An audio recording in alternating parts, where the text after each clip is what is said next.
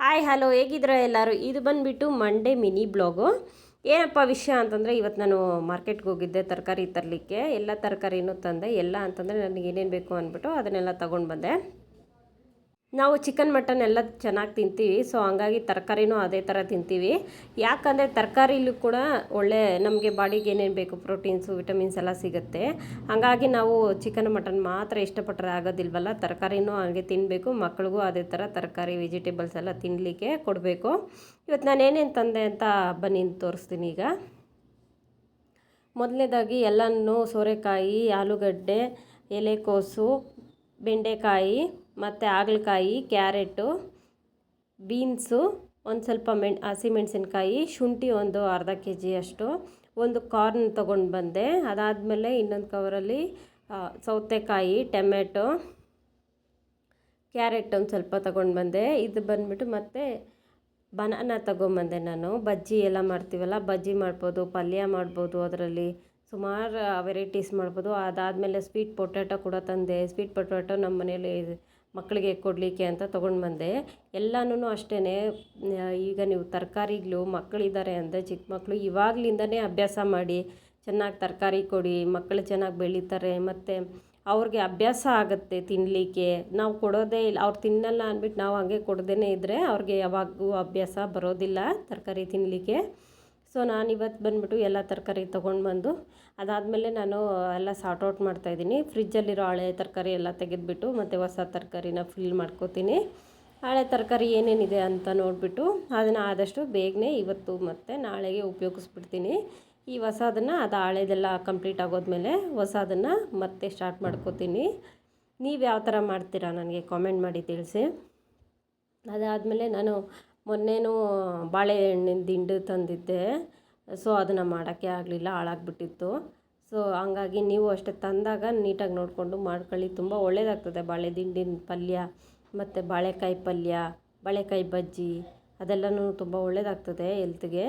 ಅದು ತಂಪಾಗುತ್ತೆ ಆ್ಯಕ್ಚುಲಿ. ಇವಾಗ ನಾನು ಮೆಣಸಿನ್ಕಾಯಿ ತಂದಿದ್ನಲ್ಲ, ತುದಿ ಎಲ್ಲ ಬಿಡಿಸ್ಕೊತಾ ಇದ್ದೀನಿ. ನಾನು ತುದಿ ಎಲ್ಲ ಬಿಡಿಸ್ಕೊಂಡು ಒಂದೇ ಸತಿ ಬಿಡಿಸಿ ಎಲ್ಲ ನೀಟ್ ಮಾಡಿ ಎತ್ತಿಟ್ಕೊಬಿಡ್ತೀನಿ. ಒಂದೊಂದು ಸತಿ ಏನು ಮಾಡ್ತೀನಿ ಅಂದರೆ ತೊಳೆದ್ಬಿಟ್ಟು ಕಾಟನ್ ಬಟ್ಟೆ ಮೇಲೆ ಹಾಕ್ಬಿಟ್ಟು ಎಲ್ಲ ಒರೆಸ್ಬಿಟ್ಟು ಬಾಕ್ಸ್ಗೆ ಹಾಕಿ ಎತ್ತಿಟ್ಕೊಂಡ್ಬಿಡ್ತೇನೆ. ಆವಾಗ ನನಗೆ ಮತ್ತೆ ನಾನು ವಾಶ್ ಮಾಡ್ಕೋತೀನಿ ಒಂದೊಂದು ಸತಿ. ಈಗ ಟೊಮೆಟೊ ಅದೆಲ್ಲ ಆದರೆ ಒಂದು ರೌಂಡ್ ಮತ್ತೆ ವಾಶ್ ಮಾಡಿಬಿಟ್ಟು ಕಟ್ ಮಾಡ್ಕೊಬಿಡ್ತೇನೆ. ಇವಾಗ ಏನಕ್ಕೆ ಮಾಡೋದು ಅಂತಂದರೆ, ಅಕಸ್ಮಾತ್ ಇವಾಗ ನಾವು ಮಾರ್ಕೆಟಿಂದ ಎಲ್ಲ ಒಟ್ಟಿಗೆ ಹಾಕ್ಕೊಂಬಂದಿರ್ತೀವಿ, ಸೊಪ್ಪು, ಪುದೀನ, ಕೊತ್ತಂಬರಿ ಎಲ್ಲನೂ. ಅದು ಹಂಗಾಗಿ ವಾಶ್ ಮಾಡಿನೇ ಇಟ್ಕೊಂಡ್ರೆ ಒಳ್ಳೆಯದಾಗ್ತದೆ. ಹಾಗಲಕಾಯಿ ಅಷ್ಟೇ ನಮ್ಮ ಮನೇಲಿ ತುಂಬ ಉಪಯೋಗಿಸ್ತೀವಿ. ಹಾಗಲಕಾಯಿ ಪಲ್ಯ, ಹಾಗಲಕಾಯಿ ಇದು ಚಿಪ್ಸ್ ಎಲ್ಲ ಮಾಡಿದ್ರೆ ತುಂಬ ಒಳ್ಳೆಯದಾಗ್ತದೆ ತಿನ್ನಲಿಕ್ಕೆ. ಟೇಸ್ಟು ತುಂಬ ಒಳ್ಳೆಯದಾಗ್ತದೆ, ಬಾಡಿಗೂ ಒಳ್ಳೆಯದಾಗ್ತದೆ. ತುಂಬ ಹೆವಿಯಾಗಿ ತಿನ್ನಿ ಅಂತ ನಾನು ಯಾರಿಗೂ ಗೈಡ್ ಮಾಡೋದಿಲ್ಲ, ಸ್ವಲ್ಪ ತಿನ್ನಿ. ನನ್ನ ಹಸ್ಬೆಂಡ್ ನಾನು ಕನ್ಸೀವ್ ಆದಾಗ ಫಸ್ಟ್ನೇ ಮಗುಗೆ ತುಂಬ ಹೇಳ್ತಿದ್ರು ನನಗೆ, ನೀರು ಚೆನ್ನಾಗಿ ಕುಡಿ, ಊಟ ಚೆನ್ನಾಗಿ ಮಾಡು, ರೆಸ್ಟ್ ಮಾಡು ಅಂತ. ನಾನು ರೆಸ್ಟೇ ಮಾಡಲಿಲ್ಲ ಸರಿಯಾಗಿ. ನಾನು ಜಾಬ್ ಮಾಡ್ತಿದ್ದೆ, ಆವಾಗ್ಲೂ ಗಾರ್ಮೆಂಟ್ಸ್ಗೆ ಹೋಗ್ತಿದ್ದೆ. ಗಾರ್ಮೆಂಟ್ಸಲ್ಲಿ ನಾನು ಚಕ್ಕರಾಗಿ ಕೆಲಸ ಮಾಡಿದ್ದೀನಿ. ನಿಂತ್ಕೊಂಡೇ ಇರೋದು. ಬೆಳಗ್ಗೆ 9 ಗಂಟೆಗೆ ನಿಂತ್ಕೊಂಡ್ರೆ 5:30 ಆ ಥರ ಆಮೇಲೆ ಬರ್ತಿದ್ದಿದ್ದು ನಾನು. ಆದ್ರೂ ನಾನು 9 ಮಂತ್ಸ್ ತನಕ ಕೆಲಸ ಮಾಡಿದೆ. ಆವಾಗ ನಮ್ಮ ಹಸ್ಬೆಂಡ್ ತುಂಬ ನನಗೆ ಗೈಡ್ ಮಾಡ್ತಿದ್ರು, ನೀನು ಚೆನ್ನಾಗಿ ತಿನ್ನು, ರೆಸ್ಟ್ ತಗೋ, ಕೆಲಸ ಬಿಟ್ಬಿಡು ಅಂತ. ನಾನೀಗ ಯಾಕೆ ಈ ವಿಷಯ ಹೇಳ್ತಾ ಇದ್ದೀನಿ ಅಂತಂದರೆ, ಈಗ ಗಾರ್ಮೆಂಟ್ಸ್ಗೆ ನನ್ನ ಫ್ರೆಂಡು ಹೋಗ್ತಾಯಿದ್ದೆ. ಅವಳು ಈಗ ಬಂದುಬಿಟ್ಟು ಕನ್ಸೀವ್ ಆಗಿದೆ. ಅದಕ್ಕೆ ನಾನು ಹೇಳೋದೇನೆಂದರೆ, ನನಗೆ ಗೊತ್ತಿರೋದನ್ನ ನಾನು ನಿಮಗೆ ಗೈಡ್ ಮಾಡ್ತೀನಿ.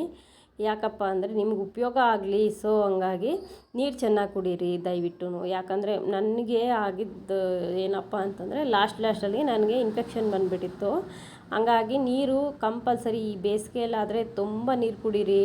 ಮತ್ತು ಲೆಮನ್ ಜ್ಯೂಸ್ ಮಾಡ್ಕೊಳ್ಳಿ. ಈ ಲೆಮನ್ ಏನೋ ಅಷ್ಟೊಂದು ನಿಮಗೆ ಕಷ್ಟ ಆಗೋಲ್ಲ. ಈ ಕೋಕೋನಟ್ ಟೆಂಡರ್ ತಗೊಳ್ಳಿ. ತುಂಬ ಜಾಸ್ತಿ ರೆಗ್ಯುಲರಾಗಿ ಕೋಕೋನಟ್ ಟೆಂಡರ್ ತಗೊಳ್ಳಿ. ಕೋಕೋನಟ್ ಟೆಂಡರ್ ಅಂದರೆ ಕೋಕೋನಟ್ ವಾಟರ್ ತಗೊಳ್ಳಿ ಅಂತ ನಾನು ಯಾರಿಗೂ ಗೈಡ್ ಮಾಡೋದಿಲ್ಲ. ಯಾಕಪ್ಪ ಅಂತಂದರೆ ಅದರಿಂದ ಕೆಲವ್ರಿಗೆ ಶುಗರ್ ಅಟ್ಯಾಕ್ ಆಗೋ ಥರ ಇರುತ್ತೆ, ಶುಗರ್ ಬಂದುಬಿಡುತ್ತೆ. ಲಾಸ್ಟಲ್ಲಿ ಶುಗರ್ ಇದೆ ಅಂತ ಹೇಳ್ಬಿಡ್ತಾರೆ. ಆಗ ತುಂಬ ಕಷ್ಟ ಆಗಿಬಿಡುತ್ತೆ. ಹೆವಿಯಾಗಿನೂ ಕೋಕೋನಟ್ ವಾಟ್ರನ್ನ ತೊಗೋಬೇಡಿ, ತೆಂಗಿನಕಾಯಿ ನೀರನ್ನ ತೊಗೋಬೇಡಿ. ಒಂದು ತಿಂಗಳಿಗೆ ಒಂದು 4 ಆ ಥರ ತೊಗೊಂಡ್ರು ಸಾಕಾಗುತ್ತೆ. ಅದ್ರ ಬದಲಾಗಿ ಚೆನ್ನಾಗಿ ನೀರು ಕುಡೀರಿ. ಮತ್ತು ಜ್ಯೂಸು ಅಂಗಡಿಯಿಂದ ಮಾತ್ರ ದಯವಿಟ್ಟು ತೊಗೊಂಡು ಕುಡಿಬೇಡಿ. ಕೆಮಿಕಲ್ ಹಾಕಿರ್ತಾರೆ.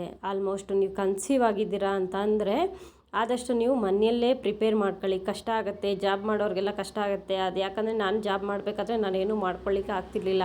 ಕೆಲವೊಂದು ಸರಿ ವಾಮಿಟ್ ಆಗಿಬಿಡೋದು. ಅದಾದಮೇಲೆ ನಾನು ಫ್ರಿಜ್ಜಲ್ಲಿರೋ ಆಪಲ್ನ, ಏನಾದರೂ ಆರೆಂಜು ಏನಿದ್ದರೆ ಅದು ಫ್ರೂಟ್ಸ್ನ ತೊಗೊಂಡು ಬ್ಯಾಗಲ್ಲಿ ವಾಶ್ ಮಾಡಿ ಇಟ್ಕೊಬಿಟ್ಟು ಬಾಕ್ಸಲ್ಲಿ ತೊಗೊಂಡೋಗಿ ಅದಾದಮೇಲೆ 1 ಅವರ್ ಹಾಫ್ ಆನ್ ಅವರ್ ಆದಮೇಲೆ ತಿಂತಿದ್ದೆ. ಈ ಥರ ಸಿಚುವೇಶನ್ ಎಲ್ಲರಿಗೂ ಕೆಲವ್ರಿಗೆಲ್ಲ ಬರುತ್ತೆ, ಎಲ್ಲರಿಗೂ ಅಂತಲ್ಲ.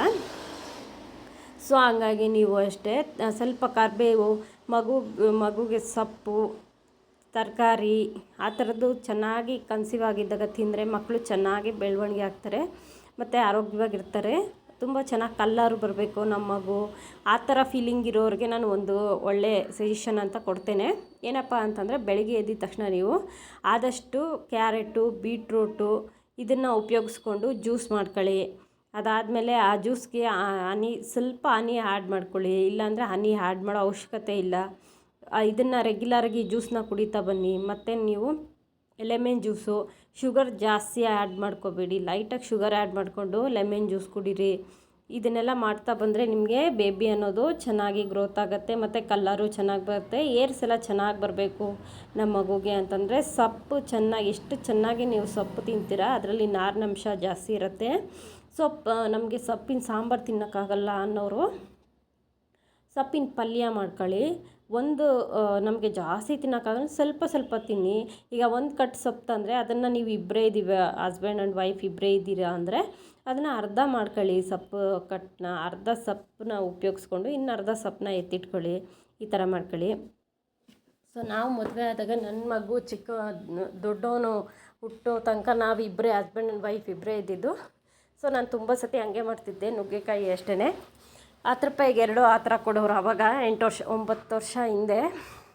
ಅದು ಒಂದು ನಾನು ತಿನ್ನೋಕ್ಕಾಗಲ್ಲ, ನನಗೀಗ ವಾಮಿಟ್ ಥರ ಇದೆ, ಆ ಥರ ಸಿಚುವೇಷನೆಲ್ಲ ಇದ್ದಾಗ ನಾನು ಒಂದೇ ಒಂದು ನುಗ್ಗೆಕಾಯಿನ ಬಳಸ್ಕೊಂಡು ಸಾಂಬಾರು ಮಾಡ್ತಿದ್ದೆ, ಇನ್ನೊಂದು ನುಗ್ಗೆಕಾಯಿನ ಎತ್ತಿಟ್ಕೋತಿದ್ದೆ. ಆ ಥರ ನೀವೂ ಅಷ್ಟೇ ನಿಮ್ಮ ಹಸ್ಬೆಂಡ್ ಆ್ಯಂಡ್ ವೈಫ್ ಇಬ್ಬರೇ ಇದ್ದೀರಾ ಅಂದರೆ ಸ್ವಲ್ಪನೇ ಮಾಡ್ಕೊಳ್ಳಿ. ಆವಾಗೇ ಮಾಡ್ಕೊಂಡು ಆವಾಗೇ ತಿನ್ನಿ ಬಿಸಿ. ಮತ್ತು ನೆನ್ನೆ ಮಾಡಿಬಿಟ್ಟು ಇವತ್ತು ತಿಂತೀವಿ ಅಂದರೆ ಅದನ್ನು ತಿನ್ನೋಕೆ ಹೋಗಬೇಡಿ, ಯಾರೇ ಕನ್ಸೀವ್ ಆಗಿರೋರು ಅಷ್ಟೇ. ಅದು ಆರೋಗ್ಯಕ್ಕೆ ಒಳ್ಳೆಯದಲ್ಲ. ನಾನು ಹೇಳ್ದಂಗೆ ಆದಷ್ಟು 1 ತಿಂಗಳಲ್ಲಿ 1 kg ಅಷ್ಟು ಕ್ಯಾರೆಟು, 1 kg ಅಷ್ಟು ಬೀಟ್ರೂಟು, 3 ಅಥವಾ 4 ಬೇಕಾಗಲ್ಲ ಎಳ್ನೀರು, 3 ಎಳ್ನೀರು ಕುಡಿಯೋ ಥರ, ಮತ್ತು ದಿನಕ್ಕೆ 3 ಲೀಟ್ರ್ ನೀರು, 4 ಲೀಟ್ರ್ ನೀರು ಕುಡಿಯೋ ಥರ ಪ್ಲ್ಯಾನ್ ಮಾಡ್ಕೊಳ್ಳಿ. ಯಾಕಪ್ಪ ಅಂತಂದರೆ ತುಂಬ ಒಳ್ಳೆಯದಾಗ್ತದೆ. ಈಟ್ ಅನ್ನೋದು ಆಗೋದಿಲ್ಲ. ಗಾರ್ಮೆಂಟ್ಸಲ್ಲಿ ಕೆಲಸ ಮಾಡೋರಿಗಂತೂ ತುಂಬ ಭಯಂಕರ ಈಟ್ ಆಗ್ತದೆ. ಫ್ಯಾಬ್ರಿಕ್ಕೇ ಈಟು, ಅದು ಎಲ್ಲ ನಾವು ಅಲ್ಲಿ ಬಟ್ಟೆ ಇರುತ್ತಲ್ಲ ಅದೆಲ್ಲ ಈಟೇ ಆಗುತ್ತೆ ಬಾಡಿಗೆ. ಸೊ ಹಂಗಾಗಿ ನೀವು ಗಾರ್ಮೆಂಟ್ಸಲ್ಲೆಲ್ಲ ಕೆಲಸ ಮಾಡೋರಾದರೆ ದಯವಿಟ್ಟು ಈ ಥರ ಮಾಡ್ಕೊಳ್ಳಿ. ಅದಾದಮೇಲೆ ಹರಳೆ ಎಣ್ಣೆ ಇರುತ್ತಲ್ಲ ಅದನ್ನು ಸ್ವಲ್ಪ ಉಪಯೋಗಿಸ್ಕೋಬೋದು. ಅದಾದಾಗ ನಮಗೆ ಈಟ್ ಕಡಿಮೆ ಆಗುತ್ತೆ. ಗಾರ್ಮೆಂಟ್ಸಲ್ಲಿ ಕಂಪಲ್ಸರಿ ಈಟ್ ಆಗೇ ಆಗುತ್ತೆ. ನಾವು ಟೈಲರ್ ಅಲ್ಲ, ನಾವು ಚೆಕ್ಕರು ಅಂದ್ರೂ ನಾವು ಫ್ಯಾಬ್ರಿಕ್ ಮುಟ್ತೀವಿ. ಎಲ್ಪರ್ ಆದ್ರೂ ಕೂಡ ಫ್ಯಾಬ್ರಿಕ್ ಮುಟ್ತಾ ಇರ್ತೀವಿ. ಡಸ್ಟ್ ಆಗುತ್ತೆ, ಅದರಿಂದ ಅಲರ್ಜೀಸು ಆಗೋದು, ಕೆಮ್ಮು, ಆಮೇಲೆ ನೋಸ್ ಅಲರ್ಜಿ ಎಲ್ಲ ಬರುತ್ತೆ, ಥ್ರೋಟ್ ಇನ್ಫೆಕ್ಷನ್ ಎಲ್ಲ ಬರುತ್ತೆ, ಗಂಟ್ಲಲ್ಲಿ ಇನ್ಫೆಕ್ಷನ್ ಆಗೋದು ಎಲ್ಲ. ಸ್ವಲ್ಪ ಆದಷ್ಟು ಆವಾಗವಾಗ ತುಂಬ ಡಸ್ಟ್ ಇರೋ ಬಟ್ಟೆ ಬಂದಾಗ ಮಾಸ್ಕ್ ಹಾಕ್ಕೊಂಡು ಉಪಯೋಗಿಸ್ಕೊಳ್ಳಿ. ಅಂದರೆ ಕೆಲಸ ಮಾಡಿ ಅಂತ ಅದರ ಅರ್ಥ. ನೀವು ಆದಷ್ಟು ಚೆನ್ನಾಗಿ ನೀರು ಕುಡಿಯೋಕ್ಕೆ ಸೌತೆಕಾಯಿ ಯಾವಾಗ್ಲೂ ಸ್ವಲ್ಪ ಊಟದ ಜೊತೆ, ಯಾರು ಡಯೆಟ್ ಅವ್ರಿಗೂ ಕೂಡ ಇದು ಯೂಸ್ ಆಗುತ್ತೆ. ನಾವು ಡಯೆಟ್ ಮಾಡ್ತೀವಿ ಅನ್ನೋರು ಊಟದ ಜೊತೆಗೆ 4 ಪೀಸಷ್ಟು ಸೌತೆಕಾಯಿ, 1-2 ಪೀಸಷ್ಟು ಕ್ಯಾರೆಟು, ಅದಾದಮೇಲೆ ಈ ಸಲಾಡ್ಗೆ ಮಾಡ್ಕೊಳ್ಳೋಂಗಿದ್ರೆ ಒಂದು ಸ್ವಲ್ಪ ರೋಸ್ಟ್ ಮಾಡಿಕೊಂಡು ಕ್ಯಾಪ್ಸಿಕಮ್ಮು ಈ ಥರದ್ದೆಲ್ಲ ತಿನ್ನಿ. ತುಂಬ ಒಂದೇ ಊಟದಲ್ಲೇ ನಮಗೆಲ್ಲ ಪ್ರೋಟೀನ್ಸು ಎಲ್ಲ ಸಿಕ್ಬಿಡುತ್ತೆ ಅಂತ ಅಂದ್ಕೊಂಡ್ರೆ ಅದೆಲ್ಲ ಸುಳ್ಳು. ಸೊಪ್ಪು, ತರಕಾರಿ, ಚಿಕನ್ನು ಎಲ್ಲ, ಫಿಶ್ಶು ಎಲ್ಲ ತಿನ್ನಬೇಕು. ನಾವು ನಾನ್ ವೆಜ್ ತಿನ್ನಲ್ಲ, ವೆಜಿಟೇರಿಯನ್ ಅನ್ನೋರು ಕೂಡ ಆರಾಮಾಗಿ ಪನ್ನೀರು ಮತ್ತು ಹೆಸ್ರುಕಾಳು ಮೊಳಕೆ, ಹುರುಳಿಕಾಳು ಮೊಳಕೆ ಇದನ್ನೆಲ್ಲ ತಿನ್ನೋದ್ರಿಂದ ನಿಮಗೆ ಚಿಕನ್, ಮಟನಲ್ಲಿ ಏನು ಪ್ರೋಟೀನ್ ಸಿಗುತ್ತೋ ವೆಜ್ ತಿನ್ನೋರಿಗೂ ಅದೇ ಪ್ರೋಟೀನ್ಸು ಇದರಲ್ಲೂ ಕೂಡ ಸಿಗುತ್ತೆ. ಏನು ವರಿ ಮಾಡ್ಕೊಳ್ಳೋ ಅವಶ್ಯಕತೆ ಇಲ್ಲ. ಅದಾದಮೇಲೆ ಈ ಜಿಮ್ಗೆ ಎಲ್ಲ ಹೋಗ್ತಾರಲ್ಲ ಅವರೂ ಅಷ್ಟೇ ಮನೆಯಲ್ಲೇ ಹುರ್ಗಡ್ಲೆ ಅದೆಲ್ಲ ತೊಗೊಂಡು ಬಂದು ಇದನ್ನು ಮಾಡಿಕೊಂಡು ಪ್ರೋಟೀನ್ ಶೇಕು ಅದನ್ನೆಲ್ಲ ಮಾಡ್ಕೋಬೋದು. ಮತ್ತು ನೀವು ಕನ್ಸೀವ್ ಇರೋರು ಆ ಥರದವ್ರು ಆದರೆ ಅವ್ರಿಗೆ ಒಂದು ನಾನು ನೆಕ್ಸ್ಟ್ ವೀಡಿಯೋನಲ್ಲಿ ಬ್ಲಾಗ್ ಥರ ಮಾಡ್ತೇನೆ ಬರೀ ಕನ್ಸೀವ್ಗೆ. ಯಾಕಂದರೆ ನಾನು ಕನ್ಸೀವ್ ಆದಾಗ ನನ್ನ ಅನುಭವ ಇದೆಯಲ್ಲ, ಸೊ ನನಗೆ ಆಗ ಯಾರೂ ಹೇಳ್ಕೊಡೋಕ್ಕಿರಲಿಲ್ಲ. ನಾನು ನನ್ನ ಹಸ್ಬೆಂಡ್ ಇಬ್ಬರೇ ಇದ್ದಿದ್ದು. ಸೊ ಅವರು ಜಾಬ್ ಮಾಡ್ತಾರೆ, ನಾನು ಜಾಬ್ ಮಾಡ್ತೀನಿ. ಬೆಳಗ್ಗೆ ಹೋಗಿದ್ರೆ ಸಂಜೆ ಬರ್ತಿದ್ದಿದ್ದು ಇಬ್ಬರೂ.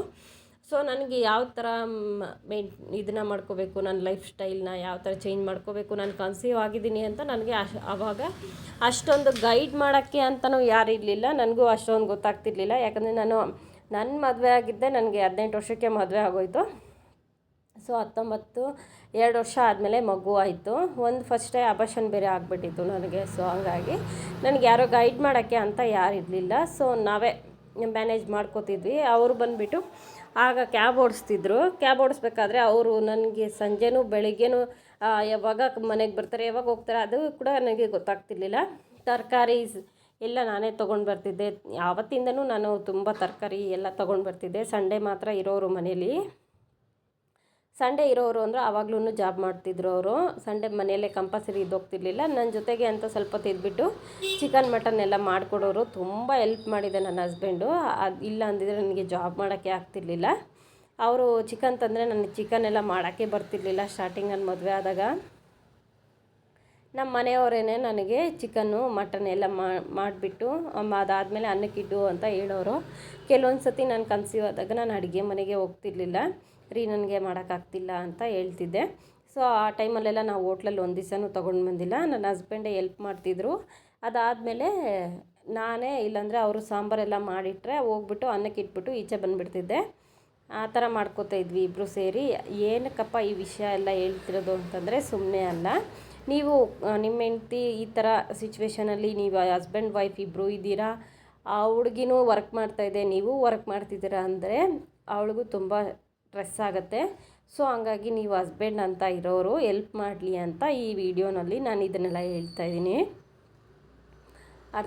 ಅರ್ಥ ಮಾಡ್ಕೋತೀರಾ ಅನ್ಕೋತೀನಿ. ಯಾಕಂದರೆ ಈ ಹೆಂಗಸ್ರು ಅಂದರೆ ನನ್ನ ಗಂಡನಿಗೆ ಕಷ್ಟ ಆಗುತ್ತೆ, ನಾನೇ ಎಲ್ಲ ಮಾಡ್ತೀನಿ ಅಂತ ಅನ್ಕೋತಾರೆ. ಆದರೆ ಆ ಥರ ಇಲ್ಲ. ಹಸ್ಬೆಂಡ್ ಅಂದಮೇಲೆ ಇಬ್ಬರು ಮದುವೆ ಆಗಿದ್ದೀವಿ ಅಂತಂದರೆ ಕಷ್ಟದಲ್ಲಿ ಸುಖದಲ್ಲಿ ಎಲ್ಲದರಲ್ಲೂ ಭಾಗಿಯಾಗಬೇಕಲ್ಲ. ಹಾಗಾಗಿ ಇವಾಗ ನಿಮ್ಮ ಹೆಂಡ್ತಿಗೆ ನಿಮಗೆ ಕಷ್ಟ ಆಗ್ತಾಯಿದೆ ಅಂತ ಅನಿಸ್ತಾ ಇದೆ ಅಂದರೆ ನೀವು ಹೆಲ್ಪ್ ಮಾಡಿ. ಆದಷ್ಟು ನನಗೆ ಅಡುಗೆ ಮಾಡೋಕ್ಕೆ ಬರಲ್ಲ ಅನ್ನೋರು ಅಡುಗೆಗೆ ಹೆಲ್ಪ್ ಮಾಡ್ಬೋದು ಆದಷ್ಟು. ಇಲ್ಲ ನಿನಗೇನಾದರೂ ಹೆಲ್ಪ್ ಬೇಕಾ ಅಂತ ಕೇಳಿದ್ರೆ ಅವಳಿಗೇನಾದರೂ ಬೇಕಿದ್ರೆ ಹೇಳ್ತಾಳೆ, ನಮಗೆ ಅಡುಗೆ ಮಾಡೋಕ್ಕೆ ಬರಲ್ಲ, ನಿಮ್ಮ ಹಸ್ಬೆಂಡ್ಗೇನೋ ಅಡುಗೆ ಮಾಡೋಕ್ಕೆ ಬರ್ತಿತ್ತು, ಅವ್ರು ಮಾಡಿ ಕೊಟ್ಟಿದ್ದಾರೆ ಅಂತ ನೀವು ನನಗೆ ಹೇಳ್ಬೋದು. ಆದರೆ ಅವರು ಬ್ಯಾಚುಲರ್ ಆಗಿದ್ದರು. ಸೊ ಹಂಗಾಗಿ ಅವ್ರು ನನಗಿಂತೂ ತುಂಬ ಚೆನ್ನಾಗಿ ಅಡುಗೆ ಮಾಡ್ತಾರೆ. ಹಂಗಾಗಿ ಮಾಡಿಕೊಟ್ಟಿದ್ದಾರೆ, ನಾನು ಅದನ್ನು ಒಪ್ಕೋತೇನೆ. ಸೊ ನೀವು ಅಷ್ಟೇ, ನೀವು ಅಡುಗೆನೇ ಮಾಡಿಕೊಡ್ಬೇಕು ಅಂತ ಇಲ್ಲ. ನಾನು ಹೇಳ್ದಂಗೆ ನೀವು ಹೆಲ್ಪ್ ಸಮೇತ ಮಾಡ್ಬೋದು. ಅದಾದಮೇಲೆ ನೀವು ಆ ತರಕಾರಿ ಚೆನ್ನಾಗಿ ತಂದು ನಿಮ್ಮ ಹೆಂಡ್ತಿಗೆ ಕೊಟ್ಟರೆ, ಸೊಪ್ಪು ಅದೆಲ್ಲನೂ ನಿಮ್ಮ ಮಗು ಚೆನ್ನಾಗಿ ಕಲರ್ಫುಲ್ಲಾಗಿ ಮತ್ತು ಏರ್ಸು ಕೂಡ ತುಂಬ ಚೆನ್ನಾಗಿ ಬರುತ್ತೆ, ಸ್ಮೂತಿಯಾಗಿ ಬರುತ್ತೆ. ಹಂಗಾಗಿ ನೀವು ಈ ಟೈಮಲ್ಲಿ ಕನ್ಸೀವ್ ಇರೋರು ತರಕಾರಿ ವೆಜಿಟೇಬಲ್ಸು ಎಲ್ಲ ಚೆನ್ನಾಗಿ ತಿನ್ನಿ. ಮೊಟ್ಟೆ ಅಂತಂದರೆ ಎಲ್ಲೋ ಬಿಟ್ಬಿಟ್ಟು ವೈಟ್ ಸ್ವಲ್ಪ ತಗೊಳ್ಳಿ. ಎಲ್ಲೋನಲ್ಲಿ ಏನೂ ತೊಂದರೆ ಆಗೋದಿಲ್ಲ, ಸ್ವಲ್ಪ ಕೊಲೆಸ್ಟ್ರಾಲ್ ಜಾಸ್ತಿ ಆಗುತ್ತೆ ಅಂತ ಹೇಳ್ತಾರೆ. ಯಾರೇ ಕನ್ಸೀವ್ ಇರೋರಷ್ಟೇ ಎಲ್ಲೋ ಬಿಟ್ಬಿಟ್ಟು ವೈಟ್ ತಿನ್ಬೋದು. ವೈಟ್ ಮೊಟ್ಟೆ ತಿಂದರೆ ನನ್ನ ಮಗುಗೆ ಕೂದಲೇ ಬರೋಲ್ಲ ಅಂತ ಅಂದ್ಕೊಳ್ಳೋರು ತುಂಬ ಜನ ಇರ್ತಾರೆ. ಸೊ ಆ ಥರ ಏನಿಲ್ಲ. ತುಂಬ ಜಾಸ್ತಿ ಮೊಟ್ಟೆನ ತೊಗೋಬೇಡಿ. ಮೊಟ್ಟೆ ಅಥವಾ ಚಪಾತಿ, ಎಳ್ಳು ಇದೆಲ್ಲ ಜಾಸ್ತಿ ತೊಗೊಳಕ್ಕೆ ಹೋಗಬೇಡಿ. ಯಾಕಂದರೆ ನಿಮಗೆ ಅದೊಂದು ಇದಿರುತ್ತಲ್ಲ, ಭಯ ಇದ್ದೇ ಇರುತ್ತೆ ಎಲ್ಲರಿಗೂ. ಸೊ ತುಂಬ ಜನಕ್ಕೆ ಹೇಳೋರು ಯಾರು ಇರಲ್ಲ, ಈ ಥರ ಮಾಡ್ಕೋಬೇಕು ಆ ಥರ ಮಾಡ್ಕೋಬೇಕು ಅಂತ. ಹಾಲು ಚೆನ್ನಾಗಿ ತಗೊಳ್ಳಿ, ಕ್ಯಾಲ್ಶಿಯಮ್ ಬರುತ್ತೆ. ಹಾಲಿಗೆ ಸ್ವಲ್ಪ ನೀವು ಶುಗರ್ ಆ್ಯಡ್ ಮಾಡೋ ಬದಲು ಜಾಗ್ರಿನ ಆ್ಯಡ್ ಮಾಡ್ಕೊಳ್ಳಿ, ತುಂಬ ಒಳ್ಳೆಯದಾಗ್ತದೆ. ಜಾಗ್ರಿಯಿಂದ ಮಾಡಿಕೊಂಡ್ರೆ ಸ್ವಲ್ಪ ಹೀಟ್ ಆಗುತ್ತೆ, ಆದರೆ ತುಂಬ ಒಳ್ಳೆಯದು ಹೆಲ್ತ್ಗೆ. ಏನು ಮಾಡೋದು, ಈ ಜಾಗ್ರಿ ಒಳ್ಳೆಯದು, ಶುಗರ್ ಒಳ್ಳೆಯದಲ್ಲ. ಜಾಗ್ರಿ ತಿಂದರೆ ಹೀಟ್ ಆಗುತ್ತೆ, ಶುಗರ್ ತಿಂದರೆ ಅದು ಹೆಲ್ತ್ಗೆ ಒಳ್ಳೆಯದಲ್ಲ. ಸೊ ಹಂಗಾಗಿ ನೀವು ಜಾಗ್ರಿನೇ ಉಪಯೋಗಿಸಿ, ಯಾವುದೇ ಕನ್ಸೀವ್ ಇರೋರಾಗಲಿ ತುಂಬ ಚೆನ್ನಾಗಿರುತ್ತೆ. ಅದಾದಮೇಲೆ ಫುಡ್ಡು, ಈಗ ನಿಮಗೆ ಬೆಳಗ್ಗೆನೇ ಎದ್ದಿದ ತಕ್ಷಣ ವಾಮಿಟ್ ಆಯಿತು, ಏನಪ್ಪ ಮಾಡೋದು? ಆ ಥರ ಟೈಮಲ್ಲಿ ಸ್ವಲ್ಪ ಊಟ ಮಾಡಿ, ಒಂದು ಆನಿಯನ್ ಇರುತ್ತಲ್ಲ, ಆನಿಯನ್ನ ತೊಗೊಂಡು ಊಟದ ಜೊತೆ ಕೂತ್ಕೊಳ್ಳಿ. ಅದನ್ನು ಸ್ಮೆಲ್ ನೋಡಿದ್ರೆ ವಾಮಿಟಿಂಗು ನಿಲ್ಲುತ್ತೆ. ಲೆಮನ್ ಅಥವಾ ಆನಿಯನ್, ನಿಂಬೆಹಣ್ಣು ಅಥವಾ ಈರುಳ್ಳಿ, ಈ ಎರಡರಲ್ಲಿ ಯಾವುದಾದ್ರೂ ಸ್ಮೆಲ್ ನೋಡ್ತಾ ಇದ್ದರೆ ವಾಮಿಟಿಂಗ್ ಅನ್ನೋದು ಅವಾಯ್ಡ್ ಆಗುತ್ತೆ. ನಾವು ಪ್ರೆಗ್ನೆಂಟ್ ಇದ್ದೀವಿ, ನಮಗೇನು ತಿಂದರೂ ವಾಮಿಟ್ ಆಗುತ್ತೆ ಅನ್ನೋ ಫೀಲಿಂಗ್ ಇಟ್ಕೊಂಡ್ರೆ ನೀವು ಅದೇ ಥರ ಆಗ್ತಿರುತ್ತೆ. ನಿಮಗೆ ಒಂದು ಟಿಪ್ ಏನಪ್ಪ ಅಂದರೆ, ಇದರಲ್ಲಿ ಒಂದು ಟಿಪ್ ಕೊಡ್ತೀನಿ. ವಾಮಿಟ್ ಆಗಬಾರ್ದು, ನಮಗೆ ತುಂಬ ವಾಮಿಟ್ ಆಗುತ್ತೆ ಆ ಥರ ಇರೋರು ಒಂದು ಕೆಲಸ ಮಾಡಿ, ಸ್ವಲ್ಪ ರೈಸ್ ತೊಗೊಂಬಿಟ್ಟು ತಟ್ಟೆಯಲ್ಲಿ ಅಥವಾ ನೀವು ಬೌಲಲ್ಲೋ ಸ್ವಲ್ಪ ರೈಸ್ ತೊಗೊಂಬಿಟ್ಟು ತಿನ್ನೋ ಟೈಮಲ್ಲಿ ನೀವು ಮನೆಯಲ್ಲೇ ತಿಂತೀರಲ್ಲ, ಸೊ ಆ ಥರ ಮಾಡಬೇಡಿ. ನಿಮ್ಮ ಮನೇಲಿ ಬಾಲ್ಕನಿ ಇದ್ದರೆ ಬಾಲ್ಕನಿಗೆ ಹೋಗಿ. ಈ ಬಾಲ್ಕನಿಗೆ ಹೋದಾಗ ನಮಗೇನಾಗುತ್ತೆ ಅಂದರೆ, ನಾವು ಸುತ್ತಮುತ್ತ ನೋಡಿಕೊಂಡು ಏನಿದೆ, ಗಾಡಿ ಹೋಗ್ತಿರುತ್ತೆ ಅಥವಾ ಕಾರ್ ಹೋಗ್ತಿರುತ್ತೆ, ಇಲ್ಲ ಯಾರೋ ನಡ್ಕೊಂಡು ಹೋಗ್ತಿರ್ತಾರೆ, ಅದನ್ನೆಲ್ಲ ನೋಡಿಕೊಂಡು ನಾವು ತಿನ್ನೋದ್ರಿಂದ ಸ್ವಲ್ಪ ನಮಗೆ ವಾಮಿಟಿಂಗ್ ಅನ್ನೋದು ಅವಾಯ್ಡ್ ಆಗುತ್ತೆ. ಆ ಫ್ರೆಶ್ ಗಾಳಿ ತೊಗೋತೀವಲ್ಲ, ಆಗ ಯಾವುದೇ ಥರ ವಾಮಿಟಿಂಗ್ಸು ಆಗೋದಿಲ್ಲ. ಈಗ ನಾನು ಕರಿಬೇವೆಲ್ಲ ನಿಮ್ಮ ಜೊತೆ ಮಾತಾಡಿಕೊಂಡು ಕರಿಬೇವು, ಕೊತ್ತಂಬರಿ ಎಲ್ಲ ಬಿಡಿಸ್ಕೊಬಿಟ್ಟೆ, ಪುದೀನ ಬಿಡಿಸ್ಕೊಂಡೆ. ನೀವು ಆದಷ್ಟು ತರಕಾರಿ ತಿನ್ನಿ ಅಂತ ನಾನು ಗೈಡ್ ಮಾಡ್ತೇನೆ. ನಿಮಗೆ ಈ ವಿಡಿಯೋ ಇಷ್ಟ ಆಗಿದ್ದರೆ ನನಗೆ ಲೈಕ್ ಮಾಡಿ, ಶೇರ್ ಮಾಡಿ, ಸಬ್ಸ್ಕ್ರೈಬ್ನ ಮಾಡೋದನ್ನ ಮರಿಬೇಡಿ. ಓಕೆನಾ? Thank you for watching my video.